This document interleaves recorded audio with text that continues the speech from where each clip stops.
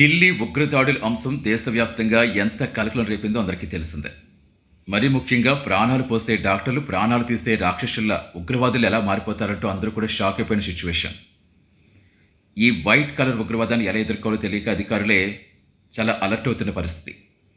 మరీ ముఖ్యంగా మహిళలు కూడా ఇందులో భాగస్వాములు కావటం, తనే నిధులు సేకరించడం, ఏకంగా ఒక ముఠాని ఏర్పాటు చేయడం, ఉగ్రవాదులుగా మార్చే విధంగా అందరినీ కూడా ఆమె ప్రేరేపించడం, ఇవన్నీ తలుచుకుంటుంటే నిజంగా ఎలాంటి సిచ్యువేషన్ ఉన్నామో తెలుస్తోంది. 46 ఏళ్ల షహీన్ గురించి అందరికీ తెలిసిందే.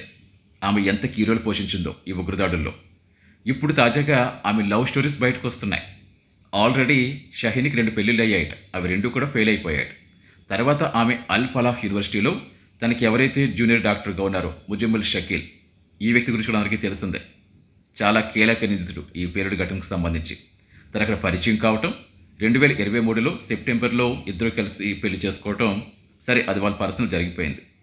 ఇక ఈ సంబంధం ద్వారానే వాళ్ళు ఏం చేశారంటే మొత్తానికి ఒక జైషే మొహమ్మద్ ఎవరైతే ఉన్నారో దాంట్లో మహిళా విభాగం ఉంటుందట. ఆ మహిళా విభాగంలో జాయిన్ అయ్యి చాలామంది ఎవరైతే కొంచెం కష్టాల్లో ఉంటారో, ఎవరైతే ఆకర్షితులవుతున్నారో వాళ్ళందరినీ ఉగ్రవాదులుగా మార్చే ప్రక్రియ తీసుకుందట. నిజంగా మన నిఘా సంస్థలు చాలా అలర్ట్గా ఉండి ముందుగానే ప్రతి అంశాన్ని పసిగడుతున్నా కూడా సరిపోతుంది, కానీ అసలు ఎవరు ఎక్కడ ఎలాంటి ప్రణాళిక రచిస్తున్నారో మన పక్కనే ఉన్నారో అనే భయం కూడా పుట్టుకొస్తుంది. సో మొత్తానికి ఈ షహీన్ ఇలా రోజుకొక విషయం బయటకు వస్తోంది. తాజాగా విచారణతో చాలా స్పీడప్ చేశారు అధికారులు.